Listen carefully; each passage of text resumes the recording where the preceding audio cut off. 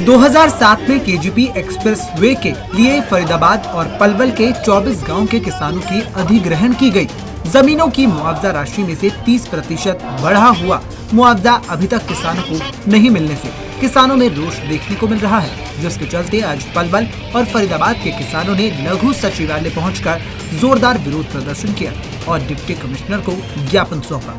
आपको बताते चले कि सभी किसान पलवल और फरीदाबाद के हैं, जिनकी जमीनें 2007 में केजीपी एक्सप्रेस वे के लिए अधिग्रहित की गई थी। किसानों का आरोप है कि मुआवजा राशि में से 30% बढ़ा हुआ मुआवजा अभी तक उन्हें नहीं दिया गया है, जबकि सुप्रीम कोर्ट इसका आदेश दे चुका है। 2007 में भूमि अधिग्रहण हुई थी केजीपी के लिए हमारी 24 गांवों की, 15 गांव पलवल के हैं, 9 गांव फरीदाबाद जिले के हैं। 2008 में उसका अवार्ड हुआ था, 2010 में फर्स्ट राउंड अवार्ड, 12 में सेकंड और 2014 में थर्ड राउंड। लेकिन उसके ऊपर जो 30% सोल्यूशन राशि है वो हमको प्रशासन ने नहीं दी। उसको लेकर सभी किसान हाई कोर्ट गए। हाई कोर्ट ने मार्गदर्शन डीआरओ साहब को किया।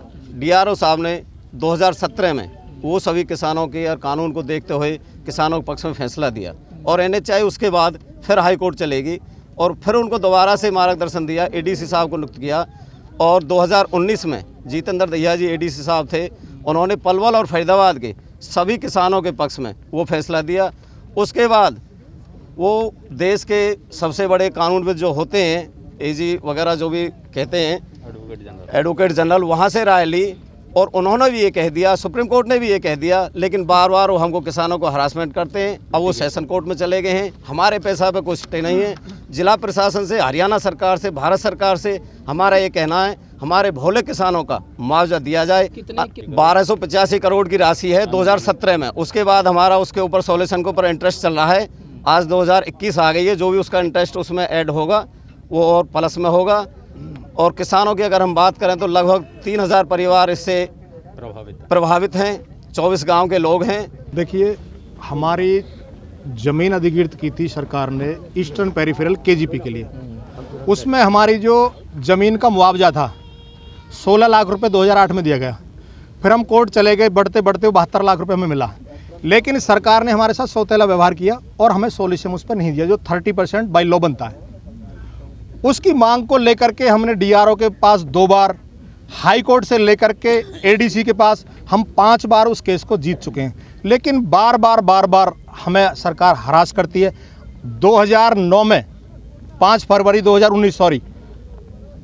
2019 को एडीसी जितेंद्र दहिया जी थे यहाँ पर, किसानों पक्ष में फैसला किया और उन्होंने कहा किसानों का सॉल्यूशन बनता है। लेकिन पिछले 2 सालों से आज तक भी हम ऐसे ही भटक रहे हैं।